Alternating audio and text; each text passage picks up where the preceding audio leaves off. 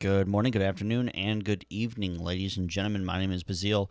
Welcome to WildStar Wednesday for October 29th, 2014. This episode is being recorded on October 29th, 2014. That may sound a little confusing, but I uploaded the video on the 28th and realized that I used the wrong audio file. So, yeah, that's a thing. That happened. But now you don't get to hear me sound like a dumbass because I completely misread the forum post, and so we're going to completely ignore anything that I might have said in the previous video that you'll never hear, and we're going to focus on this one. So let's get started. We're going to be talking about the server transfers that just opened up for everybody, and we're going to be talking about some other really cool stuff that happened on the Zero to 50 live stream with Tony and Steven, who is apparently the new lead class designer. So that's a thing. So earlier, I believe it was, let me check the dates just to make sure here. Earlier yesterday, so that would have been the 28th. So at the time of this video going up, that would be 2 days ago. Tony Ray, or The Cheese, posted that as of 10/28/2014, once North American servers come back online, we will enable free PvP to PvE and PvE to PvP realm transfers.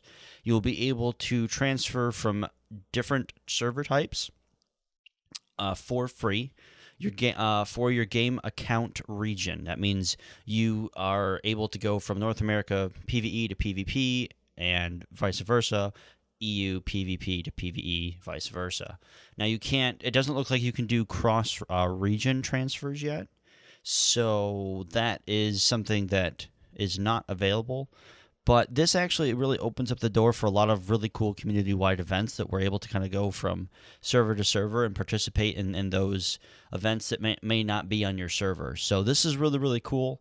My only concern is one statement that he did post in the forum said, when we look at our data, the PvP realms, mainly Lumini, I believe that's how you say it, for our EU players seemed healthy, which is really not true because everything that I've read, seen, and asked firsthand on some of the PvP EU players is that it's pretty much a ghost town. Warhound PvP server on the North American side really is still not very populated. So I'm not really sure where they get the whole the population seems healthy. I don't really think the overall game population seems healthy to begin with, because if it was, we'd be seeing a lot higher battleground queues. People would be doing PvP, and we have a lot of guilds doing PvE stuff, but we're definitely missing like the other half of what an MMO is about. So I think that if we look at the server transfers as a whole opening back up, that's really awesome. They allowed feedback to be listened to for the players of the community itself, and I do feel that it was a bit too late, honestly. When the mega servers launched, we had a influx of people just panicking and transferring to the PvE servers. Like, Warhound probably lost, I want to say 30% of its population to the PvE server, and I know the EU PvP server lost a lot more than that. Estimated probably half, if not more. And it definitely shows. You can really ask anyone who's on both those servers that, yeah, people are on, but we're not really doing much. There's not a lot to do right now in terms of like the PvP scene. So server transfers are opened. It's definitely going to help community events, but overall, I do think it was a little bit too late. Maybe about, I don't know, anywhere between 4 to 7 days late, I think. And that may sound like a trivial number, but it definitely would be something that would have been good if we could just kind of hop over to each server no matter what. Because honestly, when you really look at it, it doesn't really matter. It doesn't affect the game at all. All it really does is allow players to just have that big community of North America and EU and just kind of all go from server to server. A lot of people were saying, hey, we should do one server and just have the contested areas be flagged for PvP and have the choice of not having to be flagged. But I'd rather have two separate servers because I'm always a world PvP guy, but there really isn't a lot of world PvP right now. But that's okay. It'll get better once Drop 3 hits. I have played the PTR. I've been talking with some of the guys from Strange Tales from Outer Space, and the PTR is actually really good. But there is a lot of stuff that was really kind of concerning as well. The 20-man quest in the new zones were really troubling because they're really cool at first. Like, they'll probably be played within maybe, for about a month. And then once all that hype and excitement dies down and everyone's done them, what are the newer players going to do? Like, are they ever going to be able to actually experience that kind of stuff? If they're just starting the game, or they come in and drop 3 and they get to 50, a month later and no one's doing them. So the 20-player quest is an interesting concept, and Indigo and Doc also mentioned this on Strange Tales, and I'm just kind of agreeing with them. So go check out their latest episode. Link will be in the description below. I think that if we focus on larger grouping content, it takes away from the casual aspect of what an MMO is. And, everyone doesn't like to say this, but casuals make the game go round. They really do. Look at World of Warcraft. It's full of casuals that play the game just for free loot. And I feel that if we look at the majority of the player base, they are casual. They want things to do. Sure, housing can keep your attention for a little bit, but let's be honest here. Housing can only do that for so long. You can only make, really cool things for so long before you're like, okay, I'm paying $15 a month to build the Millennium Falcon when I can just go do that in Minecraft. So it's a kind of a double-edged sword there.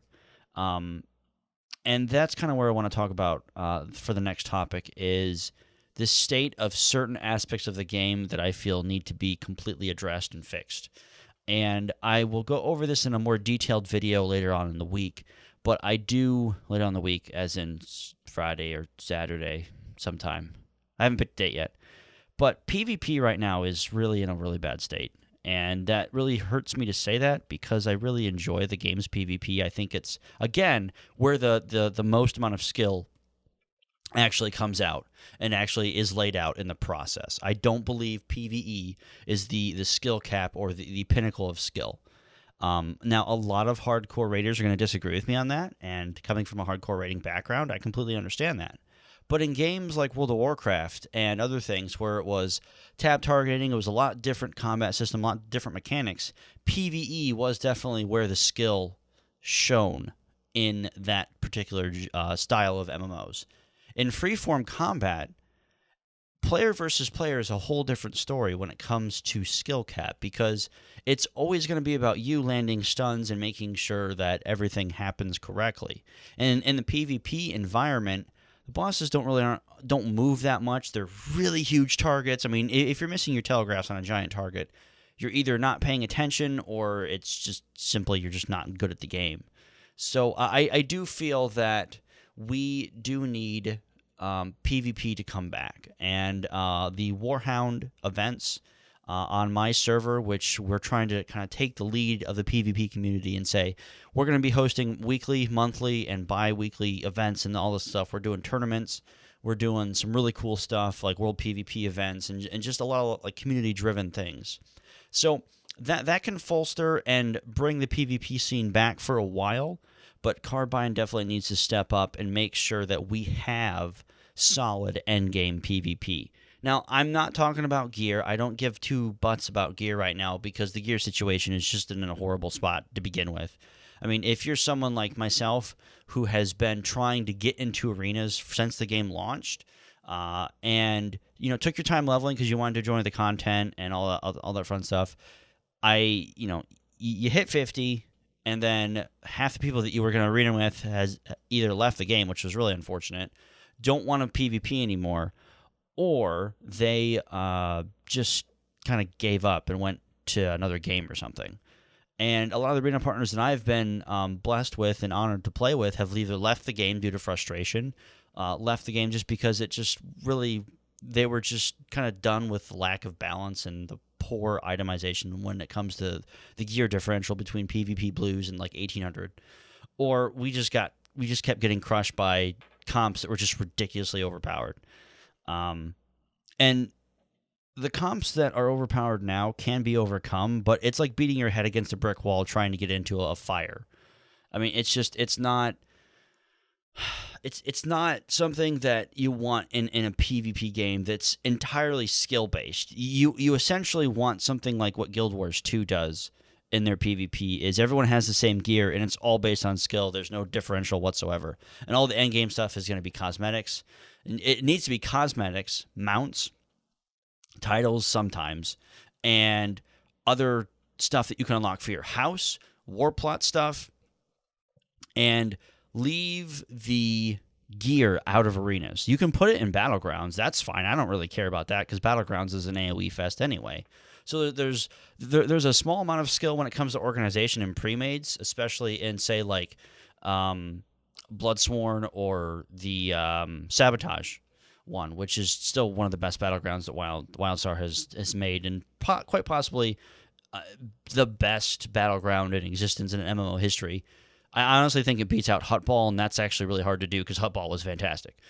But I do think that in terms of progression and how PvP is laid out, it's not as well thought out as it should be. Now, a lot of people are saying, oh, Carbine's given up on PvP, blah, blah, blah. That's not true, guys. I mean, it's not fair to say that, because you have to remember that when we look at PvP and we look what's happened, lots of things have happened. We got layoffs. We got people switching positions, going into roles that they're not used to, trying to pick up the slack, and all this other fun stuff. So PvP is not it's dead in a sense of progression, and no one queues for rated battlegrounds or really arenas anymore right now.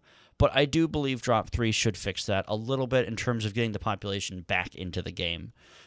Because it sucks when a game's new and they haven't had content for months and months and months, and there's been so many issues.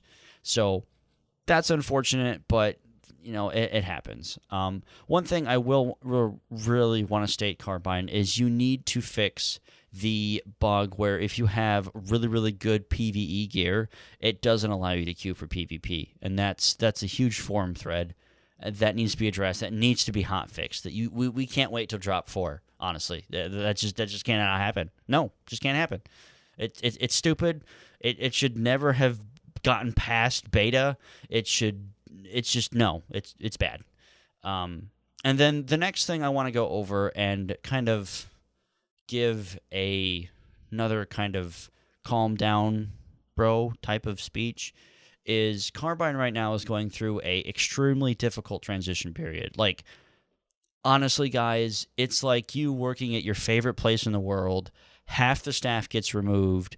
All your friends that you've worked with for 20 years are now jobless, and they're not welcome back. I mean, think about how devastating and emotional you would be towards that company for months. I mean, they have to give the impression that everything's okay, everyone's happy. Like, could you do that? Could you act happy and not extremely piss the F off? Because let's be honest here, I can guarantee you that 99% of those Carbine employees that are still there are fucking pissed. And I would be too. I'm still upset, guys. I'm still just fuming at the mouth about this, because what NCSoft did was a business decision, but it was a damn stupid one. And they got rid of people that have poured their life and just years and years of time into the game and said, okay, bye. Okay, just like that. Just bye. Get out. Go. Leave. Now, we don't know the actual reasons for anyone getting fired, because that's essentially what happens is everyone got fired. That's what a layoff is, basically, guys, is you're getting fired. It's just it doesn't go on your record as you got fired. It's you got laid off, so you can get rehired easily at another job. It's a professional way of firing people. And people like Bitwise, people like Kevin Lee, people like Non, and some of the other Mark Hamill still has not confirmed or denied him getting fired, which, everyone else I'm forgetting. I do apologize, guys. I'm terrible with names, and I've tweeted you guys numerous times saying that we'll support you wherever you go. So please don't take me forgetting your name as something that should be an insult. But all those people getting fired is just not good. I mean, Bitwise was a huge contributor to the add-on community. He always was helping out. I mean, Kevin Lee is like just huge part of the game itself. He was the lead PvP designer. I mean, he was the person that did PvP. And now I'm sure all of his ideas and things that were in the works are going to get pushed back even further because someone has to take his place. And that really worries me because we still don't have a game that's at 100% content capacity. It's only at 50%.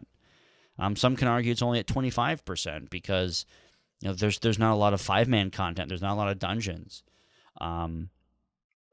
It's really difficult for them to be in the position that they are in, guys.